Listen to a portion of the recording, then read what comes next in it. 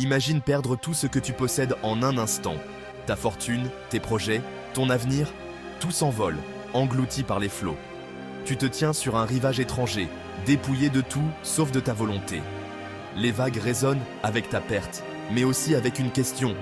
Et maintenant, ce n'est pas juste une histoire, mais un test que la vie nous donne à tous. Dans la crise, notre vrai caractère est révélé. Ici commence notre voyage dans le stoïcisme, une philosophie née du désastre, non du confort. Le stoïcisme enseigne que nos plus grands trésors sont internes, le courage, la sagesse, l'intégrité. L'idée centrale est simple, les événements ne nous définissent pas. Nos réponses, oui. La tempête peut prendre ton navire, mais pas ton courage. Tu es le maître de ton monde intérieur. Le stoïcisme promet un esprit incassable, une forteresse qu'aucune tempête ne peut briser. Zénon, il y a plus de 2000 ans, a fait ce choix. Sa perte est devenue le fondement d'une philosophie qui allait changer le monde. Téléchargez votre guide, Stoïcisme éternel. La philosophie qui transforme votre vie. Vous trouverez le lien dans la description. Zénon de Kition était autrefois un riche marchand. Sa vie était sûre et prospère, entourée de confort et d'abondance. Mais une violente tempête détruisit soudainement son navire et sa fortune, le laissant échouer à Athènes, sans rien, perdu et désemparé. Au lieu de sombrer dans le désespoir, Zénon chercha la sagesse et la paix intérieure. Il entra dans une librairie, attiré par les enseignements profonds de Socrate et des anciens sages. Inspiré, il demanda où trouver un tel homme sage, et fut envoyé à Cratès le cynique, célèbre pour sa simplicité. Ce fut le début de la transformation profonde de Zénon. Il réalisa que même s'il avait perdu sa richesse matérielle, il avait toujours le pouvoir d'apprendre et de grandir. Zénon passa des années à étudier avec des philosophes, cherchant un moyen pratique de supporter les tempêtes de la vie humaine. Il commença à enseigner dans le Stoa Poikile, le portique peint, donnant ainsi son nom au stoïcisme. Zénon enseigna que la vertu, et non la richesse, est le seul vrai bien durable. Son désastre personnel devint finalement un cadeau pour l'humanité entière. Parfois, perdre tout ce que l'on possède est la façon dont nous découvrons ce qui compte vraiment. Le voyage de Zénon, du naufrage au sage, nous montre que la sagesse véritable naît de l'adversité. Ses enseignements inspireraient des générations de penseurs et de chercheurs de vérité. Le stoïcisme devint un guide intemporel pour la résilience et le sens de la vie. Au cœur du stoïcisme se trouve la dichotomie du contrôle, un principe fondamental qui guide notre façon de vivre et de penser. Certaines choses sont sous notre contrôle, d'autres non. Cette distinction est essentielle pour trouver la paix intérieure. La paix vient en se concentrant uniquement sur ce que nous pouvons contrôler, nos pensées, nos choix et nos actions, qui sont toujours à notre portée. Nous ne pouvons pas contrôler la météo, les opinions des autres ou l'issue des événements, peu importe nos efforts. S'inquiéter de cela est de l'énergie gaspillée, car cela ne change rien à la réalité. Notre véritable pouvoir réside dans la maîtrise de notre monde intérieur, dans la façon dont nous réagissons à ce qui nous entoure. Par exemple, lors d'un entretien d'embauche, tu ne peux pas contrôler l'intervieweur ou la concurrence, ni même le résultat final. Mais tu peux contrôler ta préparation, ton attitude et ton effort, qui sont entièrement entre tes mains. En te concentrant sur tes actions, tu réussis quel que soit le résultat, car tu as donné le meilleur de toi-même. C'est la liberté.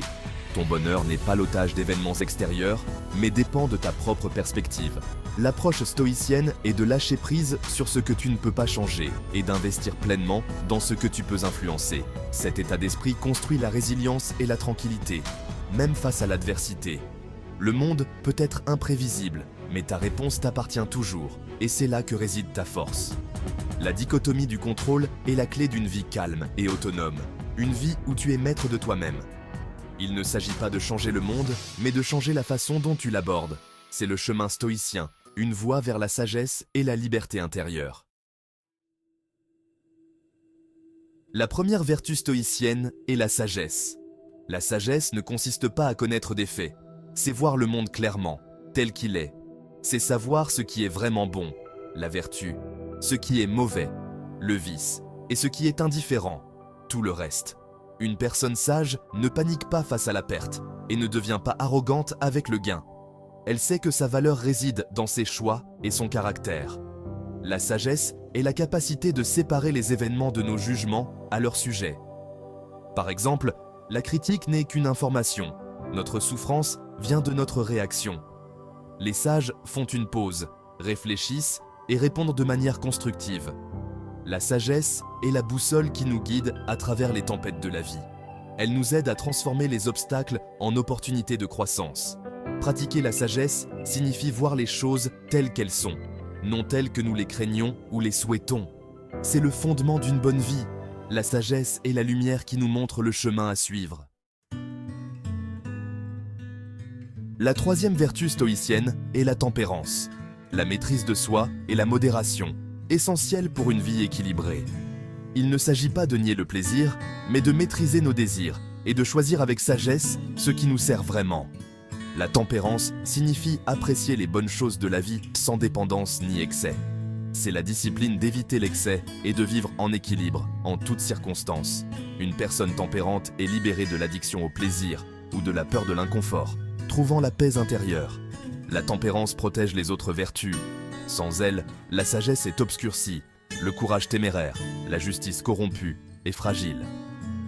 Pratiquer la tempérance signifie remettre en question nos désirs. Ai-je besoin de cela ou juste envie passagère? C'est manger pour vivre, pas vivre pour manger, en savourant chaque instant. En maîtrisant nos désirs, nous gagnons liberté intérieure et stabilité, même face aux tentations. La tempérance est la force tranquille qui nous maintient sur la bonne voie. C'est l'art du suffisant, la clé d'une vie harmonieuse. La dernière vertu stoïcienne est la justice, l'équité, la gentillesse et le respect profond des autres, quelle que soit leur origine. La justice est plus que des lois, c'est traiter chacun comme faisant partie d'une humanité partagée, avec dignité et compassion. C'est agir avec intégrité et bonne volonté, remplissant nos devoirs envers les autres, même dans les petits gestes quotidiens. La justice signifie utiliser notre force intérieure pour servir le bien commun et inspirer les autres à faire de même. Les stoïciens, croyant que les gens agissent mal par ignorance, non par malveillance ou cruauté. Une personne juste répond à l'injustice avec compréhension, non avec haine, cherchant à guérir plutôt qu'à diviser. La justice est le pont entre notre citadelle intérieure et le monde extérieur qui nous entoure. Nous pratiquons la justice dans les actes quotidiens. Écouter, donner des retours honnêtes, défendre l'équité et soutenir ceux qui en ont besoin. C'est voir l'humanité en chacun, même ceux qui nous font du tort ou nous déçoivent.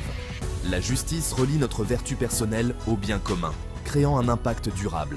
C'est la vertu qui donne de l'importance à la philosophie dans le monde réel, la rendant vivante et concrète. La vie de Nelson Mandela est un exemple moderne de force stoïcienne. Emprisonné pendant 27 ans, il a perdu sa liberté, sa famille et sa carrière. Le système a essayé de le briser, mais Mandela s'est concentré sur ce qu'il pouvait contrôler, son esprit, son attitude et ses actions. Il a organisé, appris et même cherché à comprendre ses geôliers. Le courage de Mandela était incassable. Il a exigé un traitement humain et est devenu un symbole de dignité. Il a pratiqué la tempérance, maintenant la discipline et l'étude. Mais sa plus grande vertu fut la justice, choisir le pardon plutôt que la vengeance. À sa libération, il a uni une nation divisée, choisissant la réconciliation plutôt que la haine. Mandela a montré que le stoïcisme n'est pas une endurance passive, mais une force active et une compassion. Il a traité les autres non pas comme il le traitait, mais comme la vertu l'exigeait.